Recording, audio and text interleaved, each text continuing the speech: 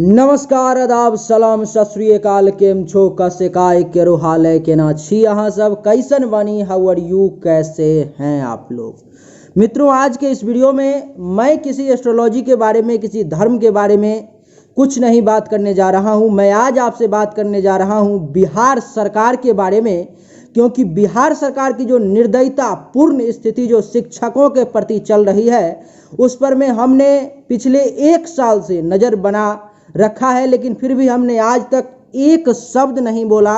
अपने 15 लाख फॉलोअर जो हैं उनको आज तक ये नहीं कहा कि नीतीश कुमार ऐसे हैं, नीतीश कुमार वैसे हैं। लेकिन कल जो नीतीश कुमार बिहार के मुख्यमंत्री, जिन्होंने शिक्षकों के साथ मजाक किया है, उसके बारे में आज मुझे बर्दाश्त नहीं हुआ और मुझे लगा कि हम सबको मिलकर के उस शिक्षक के साथ खड़ा होना चाहिए जो आपको आईएएस बनाता है, आईपीएस बनाता है, डॉक्टर बनाता है। यहाँ तक कि इन सब कुछ को अगर छोड़ दिया जाए तो आपको एक सच्चा इंसान बनाता है, समाज में जीने लायक बनाता है, आपको सर उठा करके चलने लायक बनाता है। आप किसी से 2 शब्द बात करना अगर जानते हैं, सीखते हैं, तो वो केवल शिक्षकों के माध्यम से।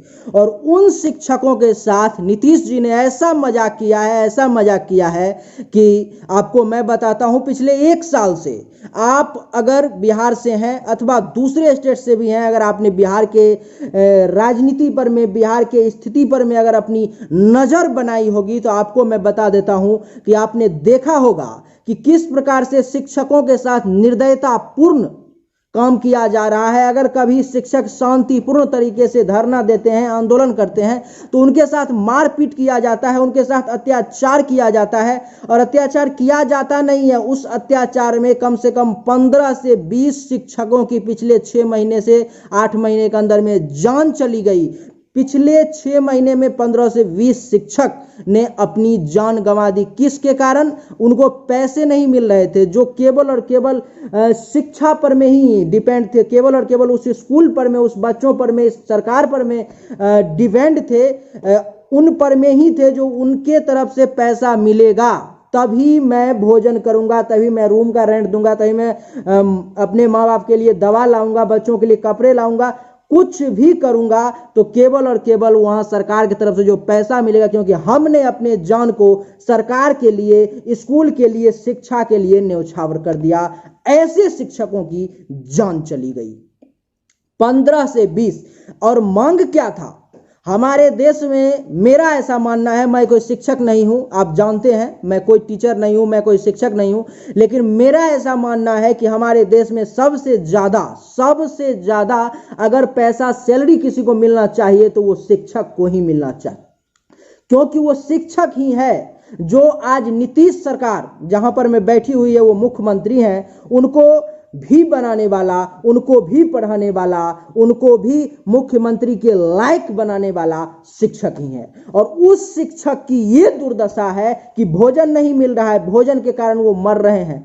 कल उन्होंने क्या किया है? शिक्षकों की मांग थी पैसा बढ़ाओ, समान काम समान वेतन। जो पहले के टीचर हैं, मैं उनकी बुराई नहीं कर रहा, उनके साथ सरकार ने अच्छा किया है, उनका सैलरी बढ़िया है, वो काम भी अच्छा करते हैं। लेकिन उनसे जो ज्यादा काम करते हैं, उनसे ज्यादा जो शिक्षित हैं, जिनके पास ज्यादा डिग्री है, सरकार उनके साथ अन्याय कर रही है। उनको पैसे नहीं दे रही है सही तरीके से। आज पैसा दिया, 6 महीने के बाद फिर देंगे, 4 महीने के बाद देंगे, वो भी बहुत कम सैलरी पर में शिक्षक जो है सो काम कर रहे हैं। इसमें बिहार के जनता को जागना चाहिए, बिहार के जनता को इस बार संकल्प करना चाहिए, क्योंकि ये गलती जो है केवल और केवल जनता की है। इसमें शिक्षकों की भी गलती है कि यहां पर में जब भी सरकार बनती है तो एक बार अगर कोई बन गया तो उसका रजिस्ट्री हो गया, जो अब 10 साल, 15 साल, 20 साल वही रहेगा। यही हुआ था लालू के सरकार में भी। जिस समय में उन्होंने लालू की सत्ता बिहार के जनता ने बनाई तो बिहार को लालू ने बर्बाद कर दिया। कैसे? लगातार 5 साल, 10 साल, 15 साल तक, 20 साल तक चलता रहा। इसमें सत्ताधारी अहंकारी हो जाते हैं, घमंड में डूब जाते हैं और वो जनता को, बिहार के लोगों को कीड़े मकोड़े समझने लगते हैं। ऐसा समझते हैं कि उनका कोई अस्तित्व ही नहीं है। तो क्या मजाक किया है मैं आपको बताता हूं। नीतीश जी ने कल एक अनाउंसमेंट किया है कि बिहार के शिक्षकों को 15% का वेतन में इजाफा किया गया। इजाफा 15% का किया गया। और उसमें कहानी क्या है कि 1 अप्रैल 2021 के बाद अगर मेरी सरकार बनी, अगर मैं जीतता हूं और मुख्यमंत्री बनता हूं, तो आपको 15% दिया जाएगा, यानी कि 15 रुपए का बढ़ोतरी आपको किया जाएगा। अगर मैं सरकार बनता हूं, मेरी सरकार बनती है, तो यहां पर कंडीशन लगा दिया उन्होंने बिहार के शिक्षकों के साथ। बिहार के शिक्षकों को इनडायरेक्टली रूप से उन्होंने ये कहा कि तुम अगर मुझे वोट दोगे तो ही मैं तुम्हें 15 रुपया दूंगा, नहीं तो नहीं दूंगा, एक पैसा भी नहीं दूंगा। 1 अप्रैल 2021 से ये लागू होगा। बिहार में अब आने वाले कुछ महीने 2 महीने में चुनाव होने वाले हैं। शिक्षकों के साथ ये ब्लैकमेलिंग किया जा रहा है कि अगर तुम वोट दोगे तभी तुम इस 15 रुपए के भागीदार बनोगे, नहीं तो वो भी नहीं बनोगे। अगला सप्ताह जिसका आएगा जानेगा, तुमको मिला तो भी, तुम जिंदा रहे तो भी, मर गए तो भी, तुमसे मेरा कोई लेना देना नहीं है। 15% जो उन्होंने बढ़ाया है उसमें उनका क्या कहना है कि 12 रुपया, यानी कि 15 रुपया मैं तुमको बढ़ा रहा हूं 100 में से, उसमें से 12 रुपया मैं खुद रखूंगा। किसके कारण? ईपीएफ स्कीम उन्होंने एक दिया है कि ईपीएफ के तहत 12 रुपया मैं खुद रखूंगा और 3 रुपये तुम्हें दूंगा, मात्र 3 रुपया उन्होंने बढ़ाया है। अब इस 3 रुपया में शिक्षक क्या करेंगे?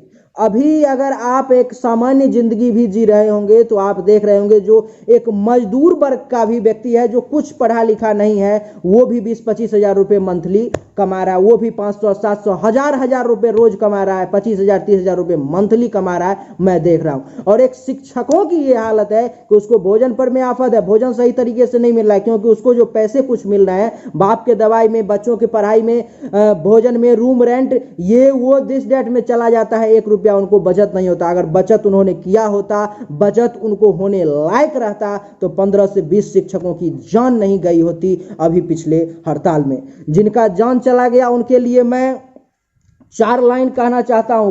कवि कुमार मनोज की कुछ पंक्तियां हैं, जिनकी जान चली गई उसके लिए मैं कहना चाह रहा हूं कि सुख भरपूर गया मांग का सिंदूर गया, सुख भरपूर गया मांग का सिंदूर गया, नंगे नौनिहालों की लंगोटियां चली गई, बाप की दवाई गई, भाई की पढ़ाई गई, छोटी छोटी बेटियों की चोटियां चली गई। ऐसा ऐसा आंदोलन करवाया आपने, ऐसी साजिश रची आपने कि शरीर का तो पता ही नहीं, पूरे जिस्म की बोटियां चली गई। आपके लिए तो एक आदमी मरा है साहब, मेरे घर की तो रोटियां चली गई, मेरे घर की तो रोटियां चली गई। उस शिक्षक के परिवार पर में क्या बीत रही होगी आप सोच सकते हैं, आप समझ सकते हैं कि उसको खाने पर में भी लाले पड़ रहे होंगे, सही तरीके से उसको भोजन नहीं मिल पा रहा होगा, कोई उसको देखने तक नहीं जा रहा होगा जो तुम्हारे परिवार का क्या स्थिति है। इसलिए मेरा शिक्षकों से, बिहार के प्रत्येक जनता से यही आग्रह है कि आप इस बार नीतीश कुमार को, नीतीश सरकार को हटाने का काम करें, क्योंकि चाहे वो शिक्षा का क्षेत्र हो, स्वास्थ्य का क्षेत्र हो, अथवा संसाधन विभाग हो, जहां पर में आप देख रहे हो कि अभी पूरा बिहार डूब चुका है, किसी के पास कोई व्यवस्था नहीं है, थोड़ा सा चूड़ा और थोड़ा सा शक्कर इतना गिरा दिया जाता है जो खाओ और इसी में अपना जीवन व्यतीत करो, उसमें जिंदगी चलता है। आपके यहाँ पर में नाला की ऐसी सफाई है जो पानी तक नहीं पास करता है, पानी लगा हुआ है, पूरा पटना शहर डूबा हुआ है, पूरा समस्तीपुर, गोपालगंज, दरभंगा, मधुबनी, टोटल जिला डूब चुका है। कहीं पर में कोई व्यवस्था नहीं है। नीतीश कुमार पूर्ण रूप से अपने सत्ता में फेल हो चुके हैं 15 साल से। अभी नीतीश कुमार का कहना है कि ये जो बाढ़ आई है और इसमें जो सफलता नहीं मिल पा रही है पानी रोकने में, ये पिछले सरकार की योजना है, पिछले सरकार ने काम नहीं किया इसलिए ऐसा हो रहा है। अरे तुम क्या कर रहे हो 20 साल से, 15 साल से यहां पर में? 15 साल में जब तुम नहीं सुधार पाए तो क्या आप अगले जन्म में जाकर के सुधारोगे? इनकी ये पॉलिटिक्स है, इनकी ये राजनीति है, आपको संभलना चाहिए।